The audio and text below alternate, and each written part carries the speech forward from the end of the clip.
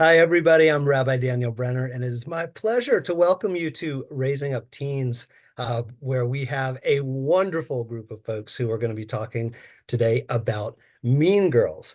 Before we talk about Mean Girls, though, I just want to say Moving Traditions focuses on this work because we believe that every teenager deserves to be in an environment where they can pursue their personal well-being, their shlemut, they can develop caring relationships, chesed, and they can develop a Jewish and feminist vision of equity and justice, tzedek.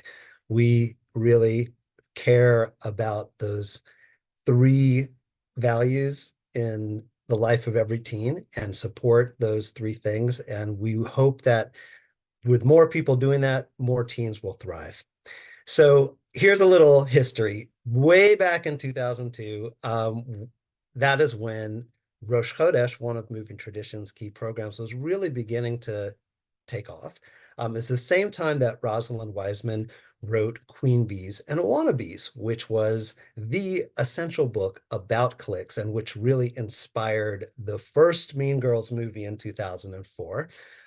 So today, we are not only going to be looking at the new movie, which I just saw last night, the 2024 Mean Girls musical movie, but we're also going to flash back a little bit to 2004 Mean Girls movie and the ideas behind the movie.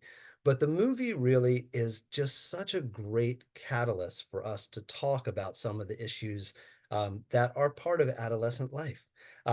There's so many things in the movie that I love. My favorite thing about the original Mean Girls movie is how Katie, the homeschooled teenager who's going to high school for the first time after living with her parents in Africa as they were doing research, is like using the metaphor of the jungle and the animals in the jungle, the apex predators, etc., and putting that onto the cliques that she sees in the high school context. So I love so much about this film. It is about jealousy. It's about who is on the outside and who is on the inside.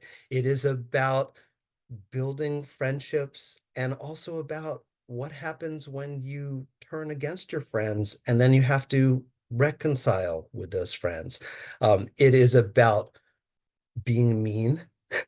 And the classic part of this film that I love so much that was updated is the burn book, like a book where you put all of your mean thoughts about other people. There's so many incredible topics to dive into, and we have, I think, an amazing group of people to talk about these topics with. First, we have Dr. Tracy Waasdorp, who is a director of research for school-based bullying and social emotional learning in the Center for Violence Prevention at the Children's Hospital of Philadelphia. I know you have many other titles, Tracy, and they were on the slide before.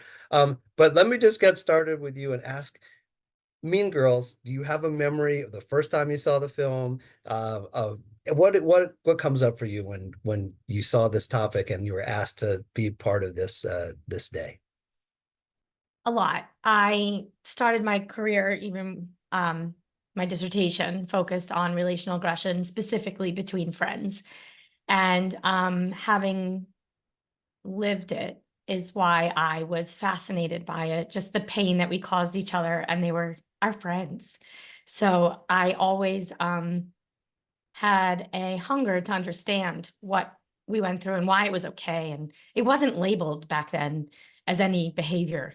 So part of when I was doing research on bullying as a graduate student, I was tasked with the qualitative part of it. So I was looking through the comments, and many students were writing, well, I'm not bullied, but I'm often left out at the lunch table, or so there was no label for it. It was like, I'm not bullied. There's no one stealing my lunch money.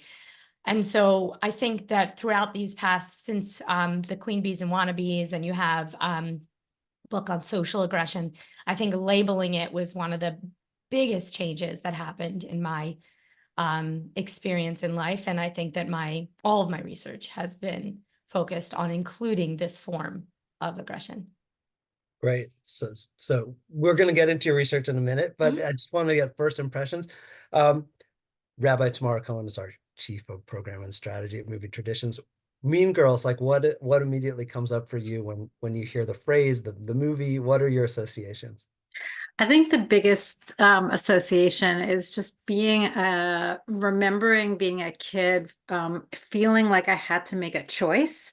And there's a particular moment at a Shabbaton that I remember where my mean girl friend said to me, "You have to choose between me and this other friend," the other friend who was not yet an out gay man, but is now one of my closest friends. And both the night of tears of that and a sense now as a parent, an adult, that like sometimes, as painful as a moment like that is, there's something clarifying and a resilience that can come through. Even though, what a crazy thing that, I have to choose who to sit with or something. But there's a moment of, what is most important to me, that came through in a way that remains with me to this day. Thank you, Tamara. Yeah. And our last special guest is Felicia Shechtman. Felicia is a student at the University of Maryland studying environmental science. I saw a photo of Felicia in a beekeeper outfit, which was pretty awesome. Um, but also Felicia leads one of Moving Traditions teen groups, the Tzelem group in Maryland. And Felicia, Mean Girls, any association or remember the first time you saw it or what comes Yeah, up for you? I don't remember the first time I saw it, but I grew up on Mean Girls. I'm from that generation that everyone knew all of the quotes from that movie. I rewatched it and it's so nostalgic, but we never really talked about the themes or addressed how it was accurate at all. It was just always like, oh, like go you go, Glen Coco, and like all of those little quotes and things that you had to know to be in my generation, but um never really addressed any of the themes growing up, just kind of like a good movie that we all knew. Which is Okay, interesting. well, Felicia, we're going to be counting on you. We're going to come back to you later. We're counting on you to give us some generational perspective on this, especially Yeah. because, we're realizing like 20 years ago is a long time ago. And we are very interested in not only the question of how the film has changed, but also how adolescent life has changed. So let's start to dive in um, with your research, Tracy. And let's focus just a little bit on how you got to studying. You mentioned that you had some personal experiences that are in the background there. What led you into getting a master's in counseling and then getting a PhD that focused on relational aggression? Tell us a little bit about how you got into this.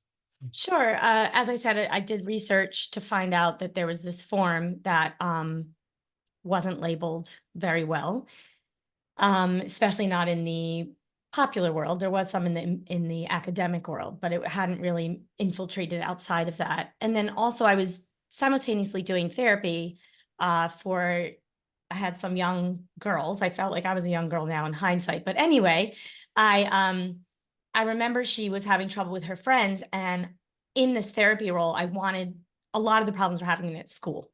So I wanted to be able to interact with the school. And the school itself wanted no parts of involvement by me.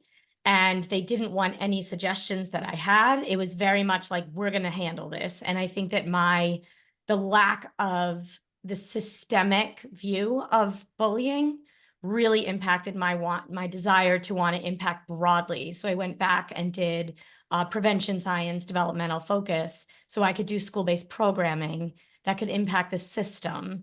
And we focused some of our stuff on parenting stuff and teacher focused, because we realized that, which we'll probably get to at some point too, but the programming, when you just focus on just the victim or just the perpetrator, you're kind of missing the whole system that perpetuates it. So that has been a strong focus for me for many years. Yeah, I mean, I'm very interested in the system, but before we get to the system, I think I'd love to understand a little bit more about the social emotional impact that you saw on the girls that you were speaking with or others. Like, can you just tell us a little bit about what happens when somebody is, faced with a relational aggression and what did you notice? What did you see? Yeah. So first and foremost, the way that girls' friendships are very different to the ways that boys' friendships are. And specifically, like they've done studies to show the size of the friendship groups, right? So girls have smaller group friendships than boys. What they like to do varies as well. I think in this day and age, you'll see the boys will do a lot more of an activity like playing basketball, whereas girls will sit around, and sometimes you'll see them sitting and showing each other stuff on their phones or talking. And the exclusivity that occurs in their friendships based on telling each other things helps them to bond in a way that sometimes boys do not do.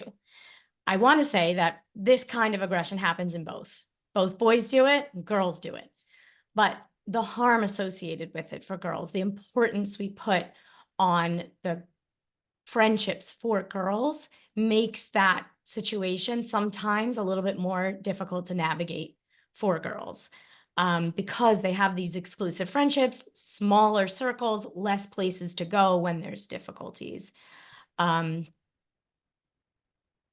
So I'm trying to think of if I feel like I've answered the question. Yeah, I mean, that tracks with a lot of the things that I've heard, which is that with, just folks who look at gender in this way, and there hasn't been a lot of studies on folks who are non-binary and how they track, but like in terms of girls, they say girls do a lot of rumor spreading, like a lot of that talking about others is very popular. And then I know that I've heard that boys do a lot of physical aggression, and often like threats of physical aggression are more common with boys, where it's not the same relational aggression. It's just I'll look at a person a certain way, or I will push a person out of the way, or what have you. I don't know if that tracks with what you So see. because of social media and the increase of electronics, I think that's shifting a little bit for boys. There's been a lot of exclusionary behaviors with gaming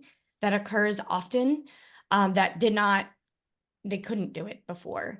And I think there's a new way that kids will make a group, right? Like a group chat, and they have fun, like kicking someone out they're angry at, or purposely not.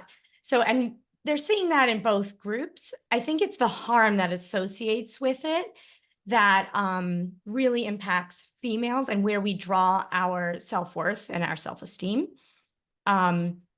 So I don't want to say that this doesn't harm boys, and I don't want to say that it's not a behavior they experience, but with a focus on females, I think that for many years, programming really focused on the aggression that was more physical in nature and more teasing, and what you're saying, right? The direct teasing.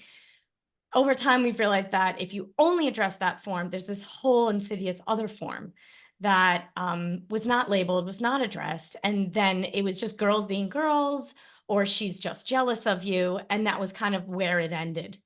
And I think that that's shifted. It has. Yeah, that's fascinating to me, and we're very much talking about right now in Moving Traditions how boys are changing because of a number of things, but in addition, what you mentioned, just boys being more active in social media through a gaming environment, but that's one of the ways in which they're adapting to new patterns of communication. Unfortunately. Unfortunately, Yes. and maybe fortunately, maybe there's some positives too. But there are many positives to social media. I do want to mention that as well. There are many. Yes. So I'm interested in the trajectory also. In Mean Girls, we have sort of older high school students that are already involved in partying and all of that. I'm interested in your take on relational aggression through the cycle, like elementary school, middle school, high school. What are the patterns? Like, what have we learned about the trajectory of relational aggression as a child ages? It starts, as early as you can do the research, right? So 3, they've seen it. It's very direct relational at first. So you'll say things like, I'm not going to invite you to my birthday party if you don't, right? Or saying things like, you can't sit next to me today because I don't like you today. Like very direct, but still relationally focused. And that happens really young. So throughout elementary school, it starts to grow. And you get towards like 4th, 5th grade, where you start seeing it really start to peak. And especially in 5th grade, you'll see this starting to see where there's social hierarchies that occur. This is also the time when we start rotating classes often. So you have more opportunity to see a hierarchy that didn't occur when you had just like propinquity groups, right? We all sit together at lunch, we all play together. So you have this option to start moving around. And because of that, it allows for more social hierarchies to occur. We also have cognitive growth, right, in middle school. So they start getting a lot more savvy and a lot more manipulative. And their whole focus becomes, how do I fit in? How do I belong? Where do I belong? Who am I? We all remember these phases. And we're seeing this in the kids that we deal with. So middle school is where you see this huge peak. And that's what's interesting about the movie. So the movie was very high school. This behavior is actually the worst in middle school. You Right. see this strong focus on popularity, right? What is popularity? And I think for me, the research on that has been really eye-opening. So you have the way they identify like who's popular is the difference between popularity and socially preferred. So when you ask people, who do you like? Who do you not like? Socially preferred kids have a lot of likes and very few not likes. Popular kids have a lot of both. They have a lot of likes and they have a lot of not likes. So being popular doesn't necessarily mean you're very well liked. And that's very common, especially in middle school. Yeah, I And think that's, that yeah, really tracks with Mean Girls and Regina George. It's yes, like everybody like is in awe of her and they also hate her. And yes, she's the most popular being in their universe. And at the same exactly. time, they're just like afraid. Yeah, Yep. that's a great way to think about the split. I've And also specifically with the trajectory of those two groups, mm, once you get towards the end of high school, you see the whole real intense focus on popularity. It decreases because children start to be able to make choices and they make choices in who they want to be with. They start identifying strongly with who they are, and the struggle with it stops being as strong towards the end of high school. So the behaviors do decrease. There's a small percentage. So you see this peak in relational aggression over time. There's a small percentage, I think they've found like 10 to 12% that maintain this behavior, and you'll see it in your working world around you. Like these same people sure. that found these behaviors helpful keep using it. And for whatever reason, they've found benefits from it. So in terms of the trajectory, that's what we Okay, I have found. like a nerdy research question, but I saw somewhere that like in middle school, for example, it's like a split between 45 and 55. 45% of like middle schoolers use tactics of relational aggression, and 55% don't use these, but they are observing them all the Mhm. time. Is that an accurate way of thinking about like what is happening? I think the percentage, I mean, it depends on how you word the question, what kind of percentages you're going to get, but the notion is there, right? So you're going to have kids that use it. In order to be relationally aggressive, you have to have some sort of social power. It's very hard to manipulate other people if they're not listening to you anyway. So there is something to say about having the skill set to be able to socially manipulate. And I think that that's what you have to be careful with relational aggressors in particular. They're socially savvy, as opposed to oftentimes you get the more physical bullying children. They don't have as many of the social skills. There's impulsivity in both, but there's a social skill level. And our programming actually uses that, right? So we always say like using power for good. So children who can socially manipulate, they have a social power. They have an ability to wrangle the people around them, to get them to see, to get them to listen, to get them to fear whatever behaviors. So if you can funnel that into a leadership skill that's positive, right? Then we have someone that's socially influential and positive. So yeah, I'm thinking back to the times when I was a camp counselor and I noticed, oh, that kid does that really well. I'm going to get that kid on my side to help me get these campers from point A to point B or what have you. Can you say a little bit about what you design for teachers to help them make those shifts, help them to get folks who are relationally aggressive to use their savvy in ways that are going to be more constructive in the classroom environment? So one of the ways that we've focused our teacher trainings have been on like in the moment quick responses, because one of the things we found when you asked kids, they would say, teacher, they don't care. They don't care. They'll say like, leave the drama out my classroom, right? We have stuff to do. And the kids, the teachers were saying, I do care. I don't have time. I don't have the skill. I have to focus on. So we wanted to change that in the moment response. So that way nobody walked out feeling like, I don't care. She doesn't care. No one has time, whatever. So what we've done is help teachers to notice in the moment what's going on, label it the way that you do as a parent, right? And then mention, I don't have time right now, but I do care, right? So at least setting up that relationship well. So one of the things, for example, in this particular topic, we'll say things, if you see someone say something like, I don't want to work with her, she smells at a very young age, that'll be very direct. Or, you know, she's stupid, whatever, to not just treat it as a behavioral issue, but to treat it as the emotional, social situation you saw. So to say, wow, if someone said that to me, that would really hurt me. And we don't have that kind of behavior in my classroom. So you set those rules up early on. And if you just label it that quick and you say, okay, sometimes you don't want to put those two together if there's a real problem. So you won't, that's a lot of training that we do, which is to know the difference. But then you say, okay, I would be hurt. Are you okay? To the victim, which is often not talked about. The behavior usually goes towards the perpetrator. That wasn't nice.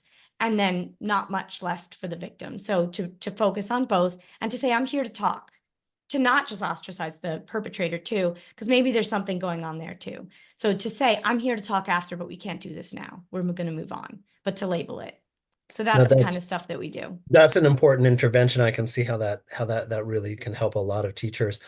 So many of the questions that we got before this webinar were around parents. And like, I just would love to just throw a hypothetical out at you. Tamara shared the story of a friend says, you can't be friends with this person and be friends with me. Like, how would you help a parent dealing with that kind of situation? I think first and foremost, one of the things that as parents in this generation currently parenting, we have to remember that we cannot manage our children's problems for them. I think that we want to navigate their social worlds because it's all labeled now, right? So we're like, I know this, I know what this is, and it's not okay. But there's something to say about what the purpose of friendships are and the navigating of these sorts of conflicts when you're young. And there's an autonomy development, there's skill development, there's learning how to navigate conflict, there's learning how to do something in the face of a difficult situation, right? So your child comes to you with this problem, you want to fix, you want to solve. You have to rein that in because Sure. you can't fix, you can't solve. Your best response is to calmly listen, ask them how they felt, not how you must have felt when you heard it. Remember that you might have lived it, they might experience it differently. So I think that you have to remember to listen. Know that it's incredibly difficult to watch it. So difficult. I saw it in my own child at a Halloween thing. It was awful. And I do this stuff. But I also knew that I wasn't going to be able to fix this. He needed to learn how to fix it. He needed to know what he was comfortable doing in a setting and feel strength in his decision, knowing that I'm there to support that. I have seen this also with my niece. It is not an easy thing to navigate because as adults, we'll say like, just, you don't need people like that in your life. And that's a very important thing for children to learn. There's healthy relationships, unhealthy relationships. As you said, you're focusing on that, knowing the difference, knowing what feels good and what doesn't. But also there's this dynamic that goes on in middle school that it is sometimes very difficult for a child to say, okay, I'm done, moving on, when they don't have the ability to up and go. They only have 6 tables, 12 tables at lunch. And as you saw in the movie, right? You pick a table, you've now identified yourself. And that may not be who you are either inside, but they've defined them by lunch table, right? And although that's a satire, it's kind of true that there's a way in which they have these groups and you have to fit in, and then you feel like you have to define who you are based on these things. And I think that it changes over time, and you realize you probably could have smattered in all different groups. And I think you realize that at the end of the movie, she was math and nice and whatever. Sure. Yeah, It's all I mean, resolved in the end, right? yeah, that part is always irritating. I think where you see these happy endings, and that is not often the case. I think where everyone just has these epiphanies. I think we all wish for these epiphanies, and that's what the movies do, is to have these life-changing epiphanies. And it sometimes doesn't happen, and I think time and growth sometimes help. But as parents, one of the best things you can do for your kids is to make sure they have friends in different places. So making sure they have a camp or a neighborhood or another activity outside, because pulling schools is sometimes the last resort, right? When you're just like, I can't do this anymore for my poor kid. But if they have someone else, somewhere else, then they have an avenue to draw their worth from there and not from the places that are making them unhappy. And I think that one of the strategies we give parents when they're talking to schools is to say, can you give my kid a safe place? Can you give my kid a person in the school? And sometimes it's a peer, but more often it's not. And you give them somewhere to go that if they're struggling with these very big questions for their age, even though for us it's very clear, you don't leave the girl out. That's not very nice. And she's the wrong one. It's very clear to us. It is not clear to them. And it's murky and it's difficult. And I mean, if we can remember what it's like back then and how much it mattered to us to fit in back then and to find our place, that can really help you as a parent when you're trying to navigate this with your kids, not for your kids. I love that advice. I also think it's really behind a lot of what we are trying to do in Moving Traditions is to help Jewish communities create those spaces, because those spaces are invaluable for folks. And Tracy, will come back to you, but I want to turn things to Rabbi Tamara Cohen to reflect a little bit about, I mean, let's just start, Tamara, let's just start with the last thing that Tracy was just saying. And just, you're also, you're, in addition to being one of the senior leaders of Moving Traditions, you're also a parent and also thinking about teens and relational aggression. What are your thoughts about like creating that safe space and what's possible? I mean, I so much appreciated everything that that Dr. Tracy just shared with us, and it is very affirming as a parent. And I know that it's a process of recognizing the places where we have power and how we can use it in a way that like partners and supports our teens, as opposed to trying to just make things go away or solve them, and how that doesn't actually work when we do it, and it doesn't actually give us what we want either. So I appreciate hearing that. I think that one of the things that we're thinking about at Moving Traditions, and I'm certainly thinking about also as a parent, is sort of what's that spiritual journey like for parents of letting go of the ability or the desire. Maybe we always are going to have the desire to keep our kid from pain, but there's a process, and I do think it's in part a spiritual process, and it's a maturation process of recognizing that that's not possible, and it's not our job. Our job is to be there when they're little and they fall and scrape their knee, to be there to hug them and, give them the Band-Aid and clean it and sit with them. And then like when the issues are the middle school issues or the friendship issues, what's the equivalent of that? We can't stop. I mean, sure, we're going to teach them not to run into the street. And so like we want to think about basic things about what are healthy friendships and what are not, and who to stay away, dangerous things to stay away from. But we also have to just be there when they're having the equivalent of the scraped knee, the friend that is being mean, the difficulty of there is no place for me to sit that's fully comfortable at the table. I spent years sitting in the, at least a year anyway, sitting in the hallway. I don't tell that story. It's better than the bathroom, Tamara. That It part of is the true. movie, like, And I found a friend to sit with. Is that a story that I tell my kids? Sometimes it is, even because it's useful to know that, like, and we have it in a piece of our curriculum, the concept of gamze ya'avor, like this too will pass. It doesn't feel like it will pass when you're living it. It feels terrible. And to acknowledge that it feels terrible, but also that, like, that's not the only reality. And like, I got through it, you're going to get through it in your own way, but I can't prevent you from getting through it. And so we are interested. I am interested in Moving Traditions, is interested in also helping parents go through that process of it's part of the parenting an adolescent, is starting to let go of, like, I can't prevent, but I can be there to normalize, to say, like, this too is a piece of what you're going through. And I know it's painful, and there's also joy. And I think that's another piece that we can remind them of. There are also good things that are still happening, or places that make you happy. Let's find those too, along with the hard stuff, which is, still with us.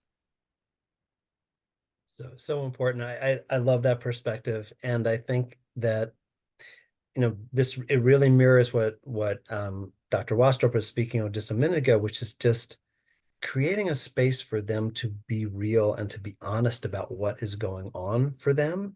And as parents, we don't always have the ability to bring a peer into the situation, but sometimes we can think, oh, if I drive my kid to this play date, or like, if I make space to make sure that they have peers, maybe they'll get some of that support that they need. And so for parents, I do think I love the idea that it's great for your kids to have friends from different Yes. places that they can connect to.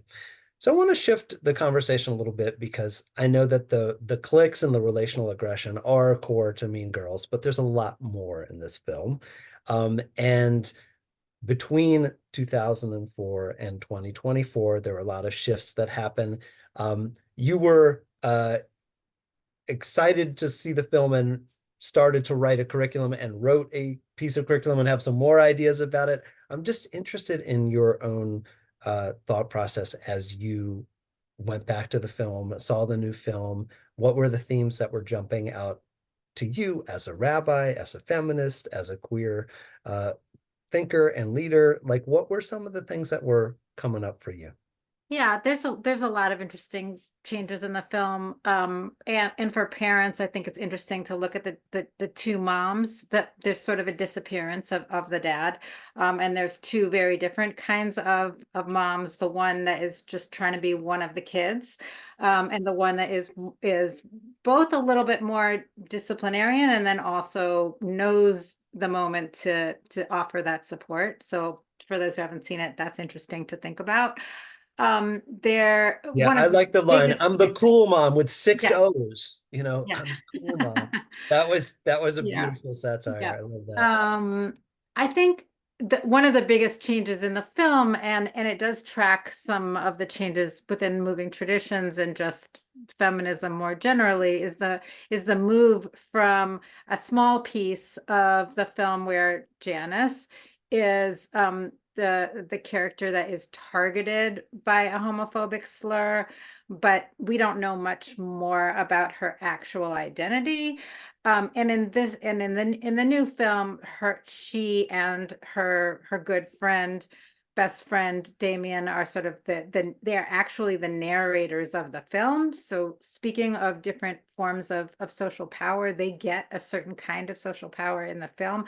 And their friendship becomes a place of power in the film. It's not like a status. They're not at the top. They're not the apex predators, but they start to represent a different place that power can come, which is from an authentic friendship, a friendship. They are also both kids of color, which is interesting, and they have an artist connection. So they're much more developed.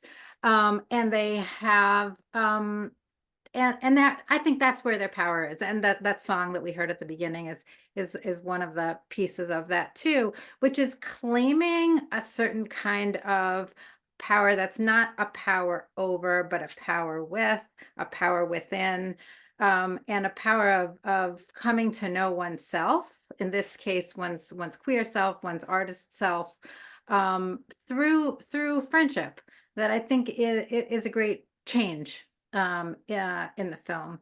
Another change is that there's not really a Jewish character anymore, or named Jewish character. And on the one hand, I understand it.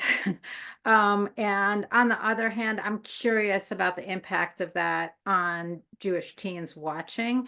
If there's like a relief because the Jewish character was kind of a stereotypical character, or if there's a sadness and a question of sort of like, where are we now in the social hierarchy if we're no longer represented?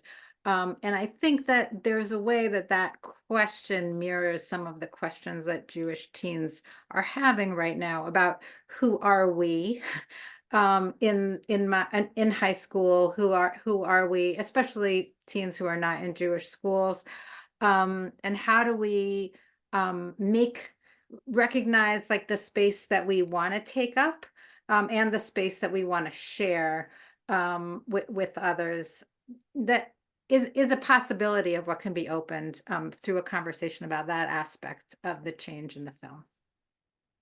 When I think about 20 years ago, and now, like 20 years ago, people are already talking about proms are just so like, this is a relic of a different like patriarchal culture and what proms, and we're not going to be doing proms anymore. For some reason, proms are still like so much, like there's so much energy around them. And in this film, the prom scene is like 2024, the prom scene is everything. But then there's a twist on it with the crowning of the prom queen. And you shared with me like some spiritual insights about that twist. Would you like to just like reflect for a moment? Yeah, I mean, I appreciated what you said earlier about Dr. Tracy, about the the happy ending. I love the power of what happens when the tiara, the crown is broken into pieces and thrown to everyone. It just like ritually really engages me, and made me want to imagine, teens in our groups ordering, like doing this, breaking a crown, and sort of saying, I want to share.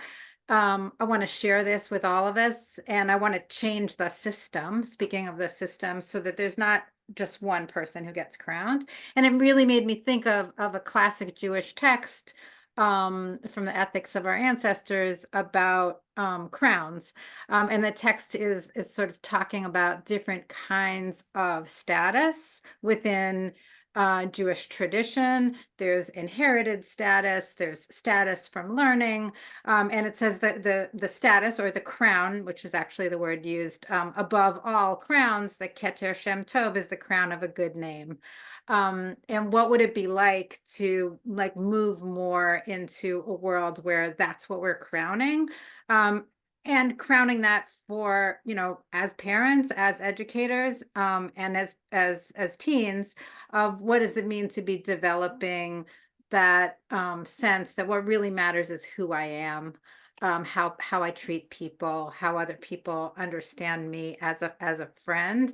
And that's sort of like the thing that we want to crown, and in a way that requires breaking the crown and sharing it with others. Beautiful. And I going back to what we were talking about before about the developmental cycle, like part of the things that you learn is like some of the things that are early on, you can change, and it doesn't have to be that way. And, I would like for more middle schoolers to be able to break that cycle, not have to wait till high school or later. But like how we break that cycle and how we help more people feel like the crown is shared and like we're in a context where we want to recognize every individual. Yeah, one of the most ridiculous parts of the Mean Girls idea is that like, is the getting hit by a bus. But Oh, right. that like it takes getting hit by a bus sometimes for things to change. And I think that if you go under the humor of it, or there's something true that through adversity, sometimes we have to be like totally stopped. May it not be something that causes, physical and real psychological harm, but sometimes it is something that has to be like, we have to go through adversity to get to, oh, wait a second, there's something else, that something different. And the other thing about Mean Girls, I'll just say, is like there's a way that it still points at the individual. It's about individual girls being mean to each other, individual people. And the ultimate is it's not. It again, it's also it's about a system, it's about socialization, it's about why is it still true that according to how we're socialized by gender, we express our aggression in different ways and we approach friendship in different ways, and where are the places that is changing? I do see it changing in my own almost 18-year-old son's friendships. In part, I think COVID helped that. It's not a story that gets told a lot, but I see the intimacy and the ways that they care about each other as friends as a hopeful gender um change around gender. And I'm sure that there are other stories like that of change, kids of all genders, where they're going up against the gender norms. And a movie like this, part of its fun is that it's still presenting some of them, but it's also, I think, starting to present counter narratives as well. That's a perfect segue into Yeah. moving to Felicia and hearing from a younger person's perspective, but we're not having you here because you're young. It's also because you are wise, and you are also somebody working with teenagers directly. Yeah. Just going off of what Tamara said, like how do you think things have changed, or have they changed? And even the question, how might have COVID have changed friendship and relationship? What came up for you, Felicia? I think that's a really interesting question. It was certainly a hard time for anyone of all ages. I'm only an expert on my experiences, but for my friend group, it helped us it was our transition. COVID started halfway through my senior year of high school. So a time when everyone felt fairly established, and kind of on top of the school in a way. And then we were going into a completely new environment. And I think for me and one of my friend groups in particular, it really helped because we were able to stay really close to each other on technology and not feel that isolation you would feel going into college and into a new environment. Even with the isolation of COVID, it was kind of like technology still kept us together for a little bit longer. But it definitely, I think, made college a lot harder because we were with each other still instead of finding new people. I don't think I have any friends at this school from high school, and yeah, that was definitely, it just made that transition a lot harder. Mm, Can't speak on any other age groups, but it definitely took us like an extra year, and like it feels like I've only been here 3 years when I've really been here 4. right. I'm interested in your perspective on, like, you went to a big public high school in Wayne, New Jersey. Yes. And you see like a depiction of a big public high school in the film. Like, was your high school like that? Are they getting it right? Are they getting it wrong? Like, what's your take on that? It's a dramatization, but it's close. The lunchroom tables, that scene, I feel like it's in another movie somewhere too that we watched. It's like, oh, this table is the art freaks. And I think it's really interesting seeing Janice and Damien. They're like the coolest people you'll ever meet. And then later we see the plastics call them the art freaks. Like they don't self-identify as that, but each table kind of has something that everyone else is putting on them. And I feel like my table was like we were like the nerds, like we played cards at lunch. And like I know where the popular kids sat. Which actually somebody in the chat asked a good question about I can't, it's like I'd have to scroll up, but it was about the logic of like girls thinking somebody is popular. And I grew up am non-binary, but grew up like female presenting, and like we know that there is no logic to that being popular. The popular kids are disliked and liked, and we know that. That doesn't make them less popular. That doesn't mean we're not going to like strive to be like them or care about their opinions less. We're well aware that that's kind of stupid that we're thinking of them as popular, but that's just how it is, and that's like the social hierarchy, and it's definitely prevalent. It wasn't like there was these three girls who were really in charge, but there definitely were a more popular group that had a little more influence. Definitely saw that. I'm interested now that you are working with teens and mentoring teens, like what are you hearing from them? Are there issues around relational aggression or toxic friendship or that sort of thing that have come up? Um, what do you say? How do you respond to it? Yeah, there is definitely still a lot of relational aggression, especially on social media. I feel like that is a big one. Like somebody posted something without me in it, or like whatever, like went somewhere and I saw, or yeah, I'm not in the group chat. There's so many group chats. And I think it's definitely difficult to respond to that, but I kind of just tell them to like focus on support groups and like making sure that hopefully they're able to find a supportive person or friend that they can feel comfortable around. I think I believe it was Tracy talking about like a safe person. I think that that is an excellent idea, and I hope that I'm able to be that person for some of my teens. Yeah.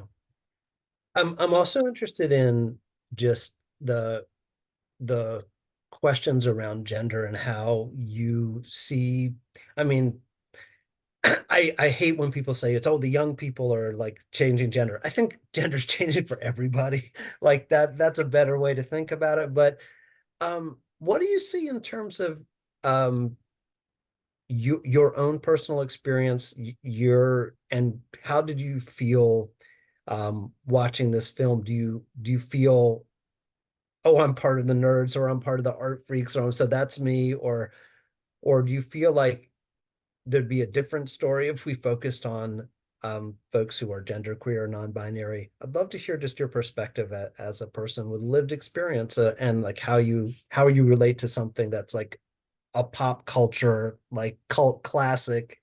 That Yeah, that's a great question. Yeah, so I feel like in the first film it was very gendered, especially towards queerness. And I felt like rewatching the first film, it was kind of saying you can only be gay if you are a flamboyant guy who is open about it. Anything lesbian in that film was bad. If you weren't openly gay, then it was bad. And the new film really remedied that.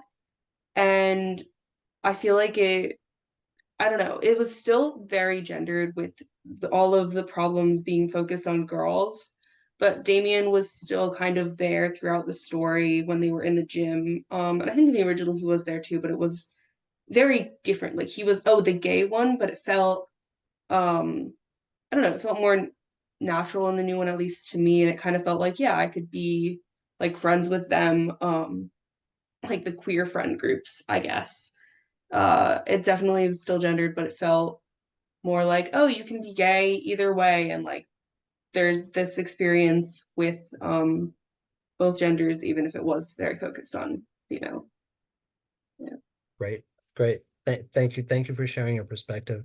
I would like to bring everybody back because we have some questions that have come up in the chat. I'd love to just like address some of those questions in the time that we have left. I think I just want to first go with this first question to you, Dr. Waasdorp, Tracy. This is a question that says, what to say to a daughter, middle school age daughter, when she's sharing vindictive or spiteful behavior that she is engaging with other students. For example, she excluded me, so I plan to turn other kids against her to get back at her. Vengeance is it's very real. Yes. And like if you have a teenager who is saying this to you as a parent, um, how do you react? I'm not sure how the parent did react, but I think that the first question is why? Like, what did you get out of excluding back? And if you were hurt, and so in being hurt, you then hurt, then let's talk about what you could have done to make you feel better from being hurt. So you were excluded, so you felt hurt. What else could you have done to make yourself feel better? I think in a perfect world, going to that girl and saying, hey, you didn't include me. That didn't feel very good. That may not happen. I think that's what we would advise as a child, as a parent. You'd say, like, say something to her, tell her it really hurt. I don't know if some children don't have that strength, but then they know. Sometimes you could see like the Gretchen characters, they're like the second tier, right? They have some sort of power at that level too. So they use where they can because it's working so well at the top. So I think that you have to have your child question their own reactive responses, their reactive aggression. So the difference between the proactive aggression, the main character, and the reactive aggression, people that are reacting to being hurt, there's a real difference there. In fact, when we do research, we found that it's harder to treat the proactive aggressors, the ones that are seeing it with a social goal. They have a goal in mind versus that hurt, I'm doing it back. There's a big difference in that kind of aggression. And so then you have to help them to see, like, okay, you're feeling hurt. What else could you do to make yourself feel better? And I think that not engaging in that behavior would be the first response. And now what else can you do to make yourself feel like you have more social power? Because it seems like she took that away from you. So how can you feel better? And again, it could be in a different crowd, a different place, and maybe coming to terms with, in this crowd, you may not be invited all the time, right? But that doesn't say anything about you at all. And if you can remove the feeling that it says like you're bad or you're not included, then your reaction will be tempered. I love that. I'm thinking, just as a parent, I also am just like always saying like something like, they can't see you for who you really are, but everybody else can. You're amazing. Like there's like having that part of it too, just like, because I do feel like sometimes a message is, yeah, you're what you said, like this group is not going to include you all the time. But it's not you. Don't hate yourself because of it. I think that's important. Um, Another question here is, how do we teach teens to honor commitments and not lie about their whereabouts to peers, especially when they can be tracked on a snap map? But I'd love to just like hear either Felicia or Tamara, if you have any comments about um, teens and how do you help them to be more truthful or honest with their friends? Like what are some of the things that come up for you?